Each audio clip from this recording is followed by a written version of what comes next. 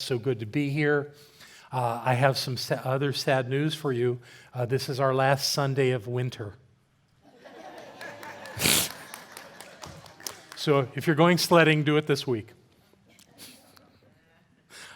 So what I want to talk to you about today is language, specifically words and how we use them. I've been telling you incessantly for all these years that you're more powerful than you know. It's not that I don't want you to know. I do want you to know. At the same time, I think this revelation of the power within us is constantly being revealed, and that none of us should expect to get to the end of that. Even at our last breath, there's still something that we didn't quite recognize, and that's the beauty of life, is that it continues to expand within us and all around us. This work that we do is so powerful of creating our lives, and we do it with our thoughts, with our words, and with our actions.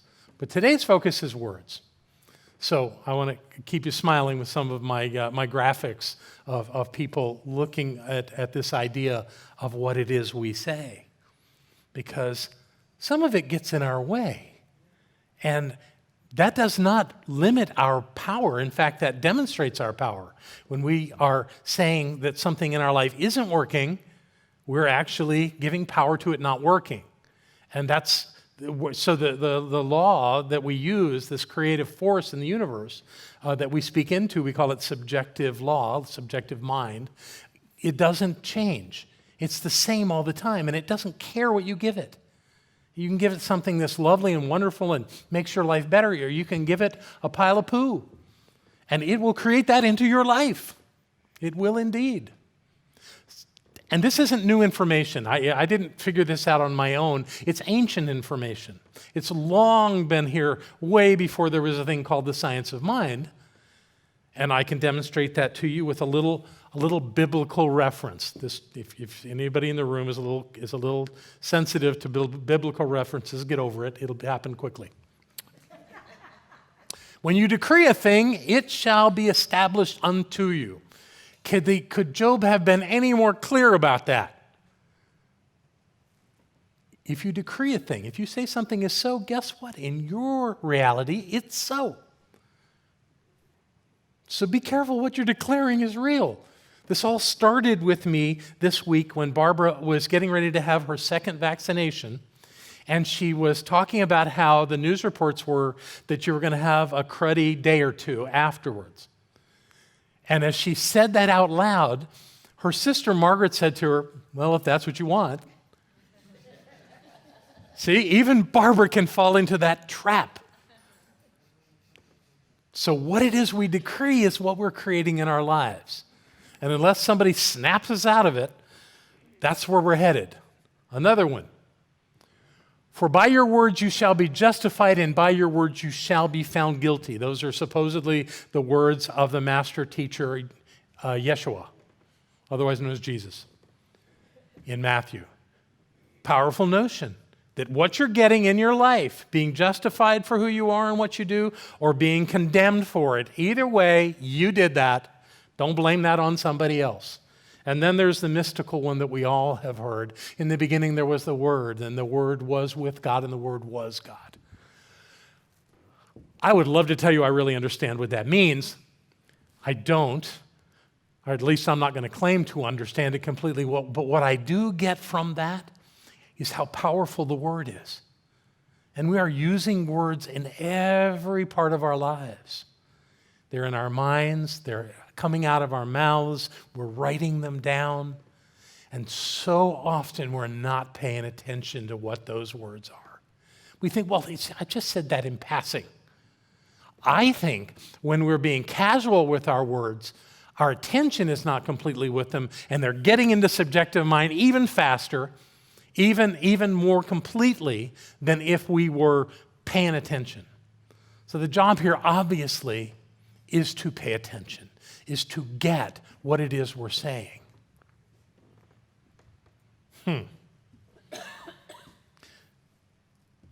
So in doing this, the way that we address our lives is that we think that problems show up. I want you to know that you've never had a problem just show up in your life. There was something going on in your consciousness, often coming out as words that are creating that experience in your life. The order of things are always express and experience. The divine can only do those two things. The divine can express and the divine can experience. Through us, by the way. That's how that happens. And that's all that we can do. Everything falls into one of those two categories. It's the expression that we're talking about today. The expression into the law is creating the experience. So we need to learn how it is we're doing that and pay attention to it. Now, not every culture on the planet has some of the issues that have come to mind with this. One in particular are the Hopi people. This is an agricultural society out in the western part of the United States. They're very focused on peace, but they have some things that they don't speak of. For example, the Hopi people have no words in their language to describe time and space. They simply are. They have no words to describe the past or the present or the future. Isn't that fascinating? So they live beyond those limitations. They're not bound by them. Now they're people like the rest of us, but I just find it fascinating that an entire culture would avoid that. Because our culture is constantly separating us from everything else in a dualistic approach to life. We don't recognize so often that everyone else is us, and we are everyone else. Now, that doesn't make a lot of sense in a three-dimensional world to be thinking that way, but it's a much higher level of consciousness, and it's a way for us to really be at peace with some of the things that are going on in the world without judging them and finding fault and separating, because every time we separate from anything, it denies us the ability to learn from it. And I'm still convinced that this whole thing of being in a three-dimensional world is about learning, about ourselves. But when we separate ourselves from something else, we can't learn about ourselves. We've said that thing is wrong or bad, or I want no part of it, and then we have to find some other way in our lives to connect with that, to know that, to live from that. And that gets difficult at times. It can get difficult taking that approach. Whereas if we're open to it, to whatever happens, and I agree, there are some things that are very unpleasant that happen. But to deny them and make them wrong or bad, we can't do anything about them. We've separated ourselves. Now we're just going to have to take it the way it is. And I found that in what's been going on with Barbara for the last year and 3-4 months, is that at the beginning I was just petrified. I was terrified. I was lost in this idea that I was losing the woman that I loved. And it took me a while to really get through all of that and to realize that I haven't lost anything. That what I've done is enrich my relationship with Barbara. I get to spend more time with her because I get to prepare her meals, and I get to bring her her medications, and I get to tuck her into bed at night. And I get to do all these things that she used to handle by herself. Now I get to play in a much bigger way. How could that be bad? How could that be anything less than wonderful? So I'm inviting you with your words and your thoughts to maybe be a little more like the Hopis, because sometimes what we say isn't really helping. So again, how it works is that we think something, or we say something, or we take some action, and it is witnessed by this thing called the law, the subjective mind of God, which is everywhere and always. And the law takes that thing, it receives that thing, and it can't say, no, I don't think I want that. It'll take whatever you give it. So when you give it something that actually limits your life, it will limit your life. And we do it all the time. We do it by everything that we say, which is auditory. We do it by everything that we see, because when we see things, our minds immediately put some meaning to that thing we're seeing. And if we put a value on that thing that says it's bad or wrong, then we're living in that limiting concept. And then the final one is feeling. How are you feeling about it? What is the kinesthetic relationship that you're having with it? All of that's going on all the time, consciously or unconsciously, most of the time. But we can bring that up into our conscious awareness and actually change it. We can do things. But before we get to the things we can do to correct it, let's look at some of the things that we do automatically and we don't think about it. These are some examples of language traps, ways that we use language and we don't even notice what we're doing.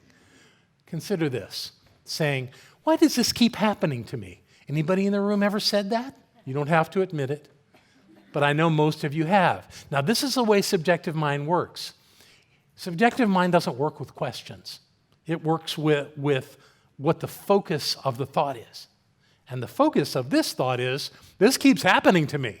So when you ask that question, you're creating it again and again and again in your life. Another example. Why do I always have this problem? Same situation. I always have this problem because I claim that I always have this problem. The why is irrelevant to mind. Give me a break. Can you see how that could be a problem? It's been my policy for a number of years that when I get to write on somebody's cast, I write, all I said was, give me a break. Something will break if you use this phrase. I'll try to get there. You know what's faulty about that one? One word. You're going to be trying. You're going to be off trying. You're never going to get there because you're going to be really busy trying to get there. You can't try to get there and be there at the same time. Okay. I really want it. Now, that seems reasonable to say that you really want something, right? Except wanting means not having. You can't have it and want it at the same time. So we have to move beyond the want to the having. And the last one, I hope this happens. Someone was telling me just yesterday that many people in this world are addicted to hopium. That we hope that something's going to happen. But the fact is that hope doesn't change anything. It doesn't change one iota of what is happening. Hoping is a neutral stance. You're actually getting at least more active in it if you want it. So don't want it and don't hope for it. Simply have it. And these are just some quick examples of what we have thousands of phrases for in our lives. So it would serve us to pay attention to what we're saying because all of these are limiting thoughts. They will hold us away from the thing that we really desire, the thing that would change everything for us. They are the blocks in our lives that we're putting down in front of us. We're putting the roadblocks down. Nobody else is. It's us and our language, the things that we're thinking and saying.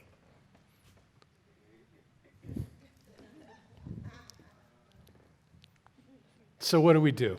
How do we turn this around? Well, it's interesting to ask people to not do something. And I found that has some value. But still, if I say don't do that, that is the focus. That's what you're hearing. That, not the don't do. So we got to have a way to move forward, something that we can do that's going to actually make it better. So I have for you 7 power phrases. This won't take long. We'll get you home this afternoon, okay? 7 power phrases. These are not bad phrases or good phrases, but they're incredibly powerful. They're powerful because whatever you attach to them becomes a clear focus of mind. So we begin right at the top with number 1 of our 7 power statements. I am. The great I am.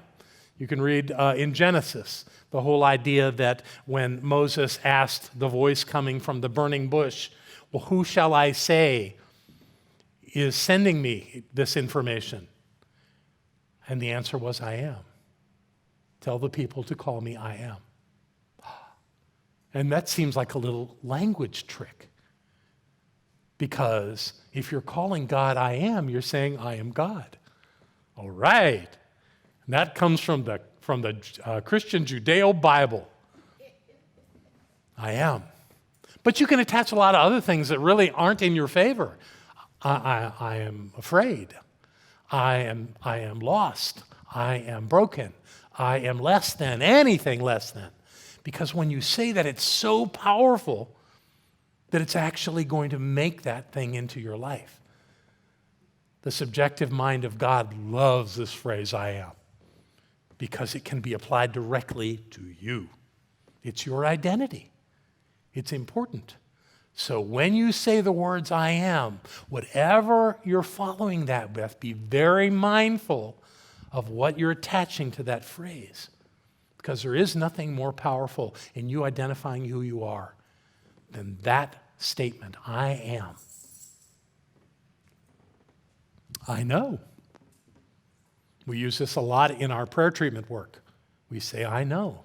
I know the truth. And that's very incredibly powerful, and that just demonstrates so much that is the course of mind to move into this thing that is known. But you can know other things too. I know I'm not going to get there on time. I know things aren't working out. I know that blah, blah, blah, blah, blah, blah, blah. And that's claiming into your knowingness, into your consciousness, that thing that you don't want is so. And you don't even notice it. It's almost like you're trying to demonstrate that, or I'm trying to demonstrate when I do this, that somehow I was expecting failure. Why would I ever want to expect failure? Why would I not put my entire attention on the success of my life? That's where the work is. So when you say the words, I know, be very mindful of what follows it, because it really does make a difference. And subjective mind, the mind of God, is taking that and bringing it into your life. So I suggest you know that you're beautiful. You know that you're wonderful.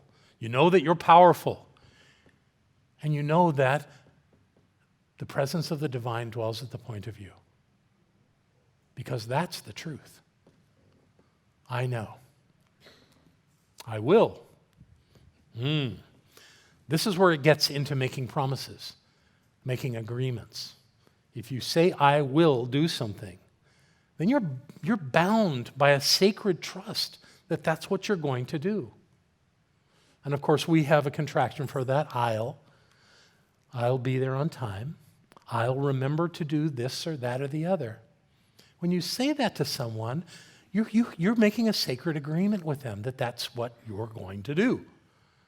It's very powerful, but what it does is if we say that we will and then we don't, we're bringing into question our integrity, our value, our ability to be trusted.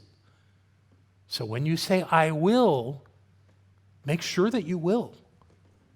Don't take it casually. It's not a casual statement. It's a very formal statement.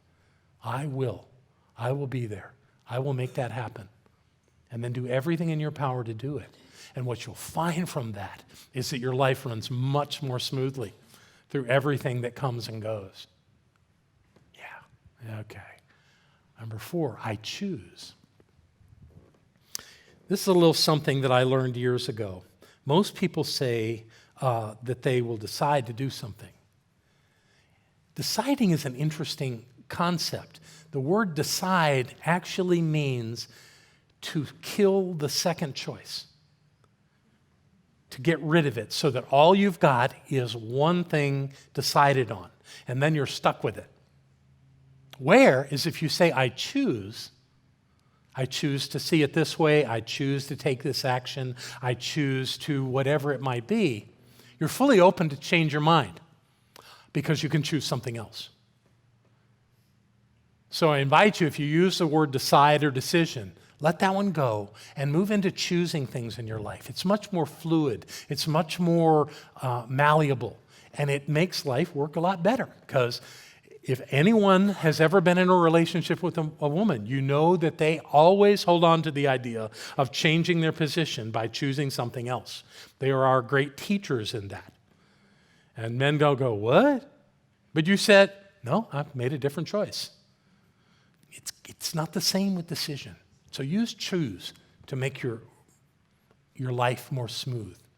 I have. Ooh, is that not powerful? We all claim the possessions and the functions of our lives. We use the term I have. We say, I have plenty of time. I have plenty of money. I have goodness in my life. I have love in my life. I have friends in my life. All these things. But you can also have all the stuff you don't want. I have trouble with these things. I have questions that are unanswered. There's lots of ways to play with the word have to get a result you don't want. It's so much smarter to focus on having the things that will make your life better and letting go of having anything else. The last I is I love.